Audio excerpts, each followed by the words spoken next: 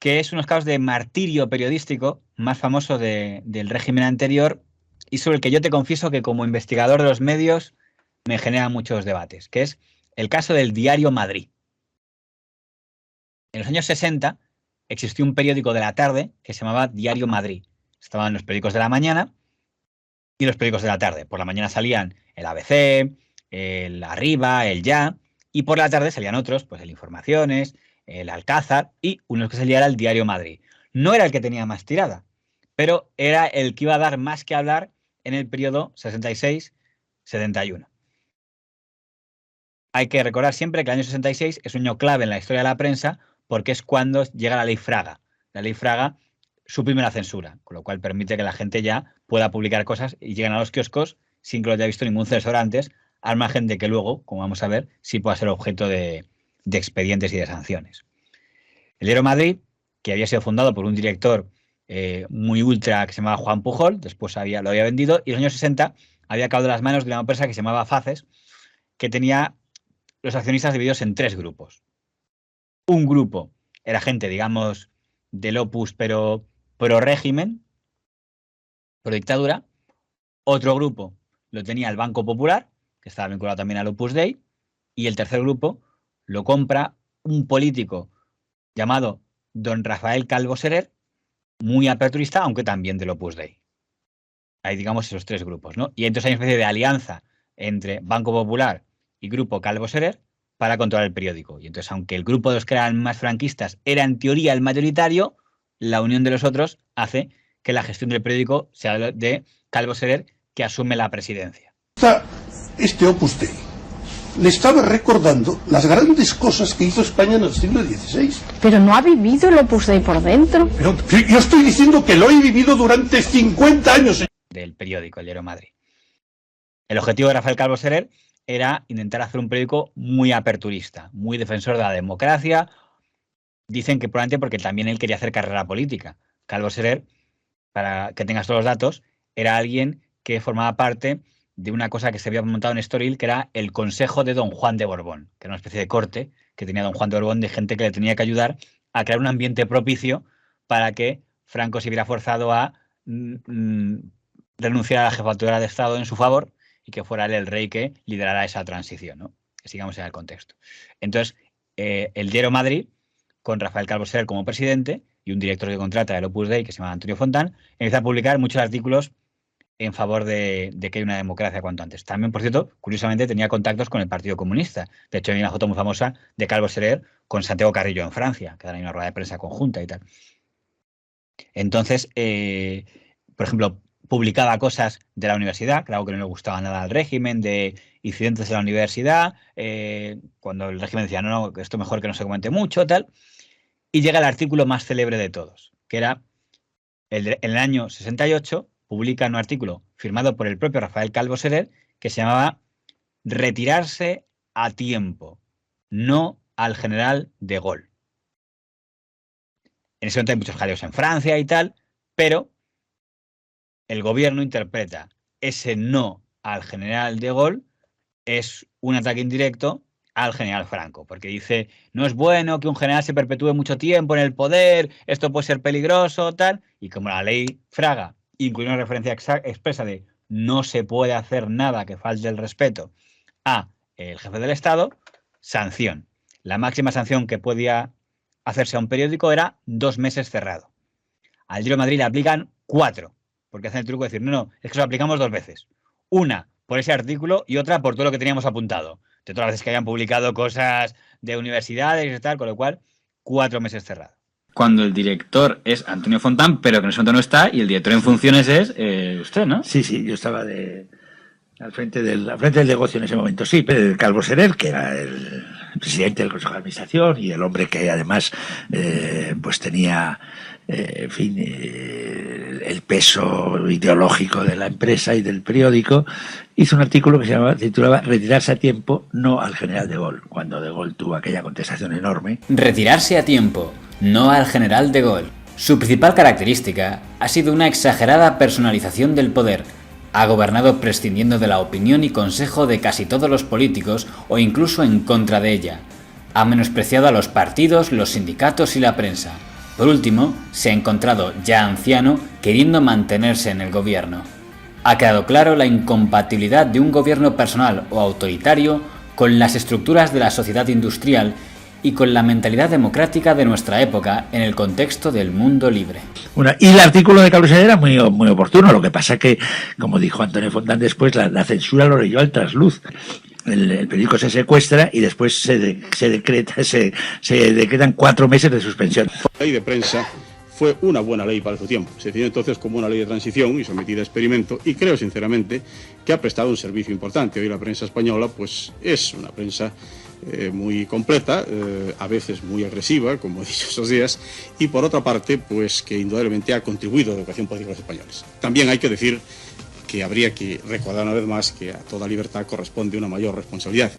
Bueno, a ver, claro que es un ejercicio bastante valiente para la época en la que estaban. Sí, la alusión es directa al general de Gaulle, pero indirectamente se está diciendo que ningún general, ningún gobernante debe perpetuarse en el poder. Claro, eso ya evidentemente es un mensaje hacia todos los que lo pretendían hacer. Por lo tanto, sí que es un ejercicio desde mi punto de vista bastante valiente. Y seguramente sabían las consecuencias que eso iba a acarrear. Porque yo me comprometí en el diario Madrid. Es decir, yo llevé a las últimas consecuencias una posición intelectual o ideológica. Por tanto, ese compromiso me llevó a una acción determinada, a un choque con la administración, con el gobierno español. Nuestros colegas periodísticos del Opus Dei, con o sin permiso de Monseñor, ya que la desobediencia es la medicina que puede curar a ciertos miembros del gobierno del virus que les ha contaminado el diario Madrid, al atacar personalmente al jefe del Estado. No van a tener más remedio que colgar la lira o cambiar de melodía. Don Cristóbal Páez, columnista del diario Arriba, más o menos lo dio a entender. Un diario vespertino de la prensa independiente ha entonado un requiem por la política de grandeur del general de Gaulle. De Gaulle, como dice ND, es el último gran nacionalista y, como se calla, el penúltimo de los generales que gobiernan en Europa. ¿Se propondrá ND en el futuro agotar la lista de los soldados con honor? Artículo del no al general de Gaulle. Que claro, todo el mundo entendió que era un no a Franco. ¿Y no era esa la intención? No, sí era esa la intención. Lo que pasa es que ese era el juego siempre de escribir entre líneas. E incluso yo me acuerdo que propuse en esa reunión que se llamara simplemente no al general. No me hicieron caso. La postura editorial más criticada fue la del diario Pueblo, de don Emilio Romero. El origen de la suspensión es por la publicación de algún artículo que corresponde a la nueva línea ideológica impuesta al periódico por el político y no profesional del periodismo, don Rafael Calvo Serer, distinguido y conocido miembro del Opus Dei y consejero privado de don Juan de Borbón. El artículo de referencia parece que ha vulnerado la ley. ¿Por qué va a quedar impune la empresa gobernada ideológicamente por el señor Calvo Serer? Todos los españoles somos iguales ante la ley. Yo no tengo nada contra Calvo Serer. Me parece que es un hombre que evoluciona y él se hizo juanista, se hizo de don Juan, pero lo que era un hombre de carrero.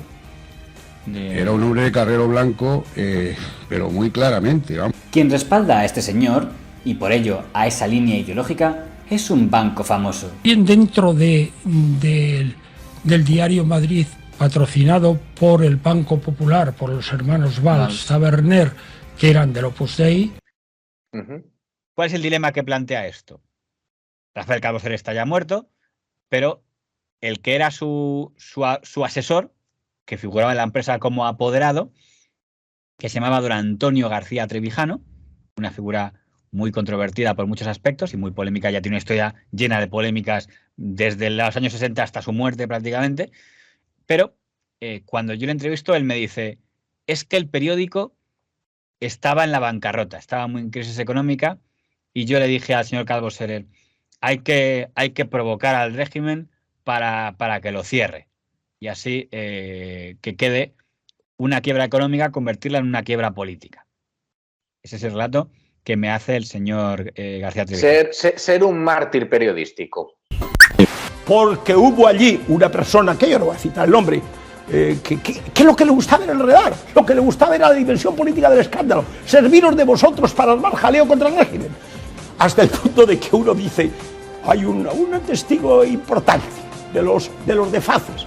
Dijo, yo creo que el error del ministerio fue que cayeron en la trampa que les tendieron, porque como el periódico estaba en números rojos, estaba perdiendo dinero, lo que interesaba era cerrarlo cuanto antes y dejar la bandera. Que la operación, digamos, de los famosos artículos no al general de Gaulle, que han sido instigados por usted, sí. Uno, para algo que ya se sospechaba, que era para provocar al régimen, y otro que creo que no se sabía, que era porque está en una situación de crisis la empresa. La pura verdad. Y Cedillo, el contable, me informa, porque se lo pide Rafael, de la situación del periódico, que estaba en quiebra, pero quiebra ya, no para dentro de una semana. Entonces, que querían ver que yo diera la solución, y enseguida, en un minuto, le di la solución. Digo, muy sencillo. Hay que provocar que el régimen cierre el periódico, y que lo haga tan mal que dé derecho a una indemnización. Digo, hay que hacer una escala hasta que cierren.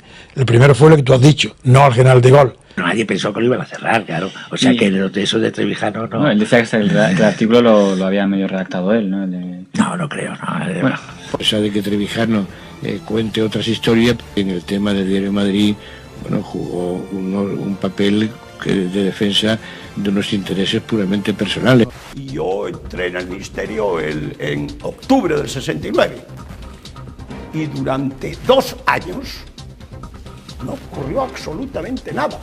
2 años. Quizá, bueno, y a lo mejor ya me estoy metiendo en lo siguiente, que sea cierto o no que el periódico estaba en bancarrota y lo que estaban buscando era precisamente que les cerrasen antes de tener que declarar la quiebra. Pues sí, y por qué no, lo que te he comentado antes cuando estabas tú hablando, que lo he dicho, ¿por qué no retirarse como un mártir periodístico, como nos cerraron por ser valientes, en lugar de tuvimos que cerrar porque no vendíamos un solo periódico al día? Puede ser. También quizá era una forma, con un titular tan atrevido, de intentar revitalizar el periódico, con esto o nos cierran y se acabó, o salimos de la quiebra, si es que existía, y empezamos a vender periódicos a tutiplén y nos convertimos en el número 1 de tirada nacional. Puede ser. Sí que lo veo valiente porque está clara la alusión, efectivamente. Hay que decir que en el tiempo que estuvo suspendido, periódicos que también estaban más o menos a favor de la apertura, como eran el ABC o el Ya, decían nuestro apoyo a los compañeros del Diario de Madrid, aunque su línea hace tiempo que nos estaba escandalizando un poco. ¿En qué sentido? Que en esa época, los años 60, si había algo que tenían pavor la gente pública, era el comunismo, era como algo proscrito. Ser comunista era como ser un diablo. El Diario de Madrid no era comunista, de hecho, insisto, Carlos era del Opus Dei, pero escribía notas en las que, en ese momento, cuando había cualquier paranoia, todo lo que no sea una condena clara de un pobre obrero ha sido detenido, un señor don Marciano Camacho, tal, dice, está informando de actos de los comunistas, entonces ya estaba un poco en la diana a informar de cosas que hacían estos, si no era para insultarles o para descalificarles, ¿no? Entonces por eso se estaba llegando un poco más lejos que el resto, llegó el Diario Madrid. Llega los 4 meses y vuelve otra vez a salir el Diario Madrid. Como anécdota, por cierto, en la primera portada de vuelta aparece en portada el dictador de Guinea Ecuatorial, un reportaje sobre él, sobre el señor Macías, que eso lo dejo para un capítulo aparte, porque había una vinculación del señor Macías con el señor García Trevijano. Pero lo curioso es que sigue funcionando el periódico Ya, pero como estoy, el periódico Diario Madrid, hasta el año 71. O sea, con lo cual hubo un poco más de vida del Diario Madrid. ¿En qué año había sido 68. Lo de De Gaulle? 68. Vale. Con lo cual hubo un poco de vida, estuvo 4 meses. Oye, es cierto que aguantar 4 meses cerrado es algo que podía llevar a la quiebra a muchas empresas. Y eso es consiguieron aguantar. Porque es un tiempo en el que tienes que pagar a la gente sin recaudar nada porque el periódico no está saliendo. El mismo día en que el Diario Madrid reaparecía, su competidor, el Diario Pueblo, publicaba un gallito de don Emilio Romero animando a los lectores a no fiarse de los diagnósticos de don Rafael Calvo Seguer, presidente del Diario Madrid. Yo en eso soy... don Emilio Romero. Sí, Emilio Romero. Pero yo creo que, visto con perspectiva, es la ventaja que tiene esto de ir teniendo años. Pues era lógico, ¿no? Eran las batallas de competencia en aquel momento. El único periódico en Madrid no competía en tirada, aunque no estaba mal, pero sí que competía en influencia en el establishment, ¿no? Yo creo que el Madrid fue un periódico muy significado y eso es una labor de Fontán y de Calvo Serer, hombre, y de toda la gente que estábamos allí, modestamente, ¿no? Hacíamos lo que podíamos. Pero yo creo que, y esos celos de Emilio Romero, pues naturalmente, y además Romero defendía el régimen como natural, era demócrata después. Sí, era un periodista de cámara, ¿no? Y además toreaba, como yo digo, toreaba toros afeitados, ¿no? O sea, Emilio Romero era muy gallito, la sección se llamaba el gallo, pero claro, cuando la gente no se podía defender. Y en nuestro caso, pues hombre, tuvo, pues sí, seguramente no fue la mejor de las actitudes. Y ayudaron al cambio político. Eso al cambio político que dificultaba el Diario Madrid, Cuadernos para el Diálogo. No, el Diario Madrid lo llevaban de una manera absurda, el Diario Madrid por la megalomanía de su director. O sea que la megalomanía fue la que cerró el periodo. Sí. Me ha dado siempre la impresión, y me corregirá usted si me equivoco, que la redacción del Diario Madrid nunca ha querido reprochar la actitud a los accionistas del periódico. Usted citó una conversación con Sánchez Bella en Londres que habla de los 3 grupos. Me imagino que se refiere al grupo de Calvo Serer, al grupo de Valero Bermejo y sobre todo al grupo de Luis Valls, que siempre me ha sorprendido que nunca he escuchado ningún reproche contra él. Esto era, iba a decir, una asociación de malhechores.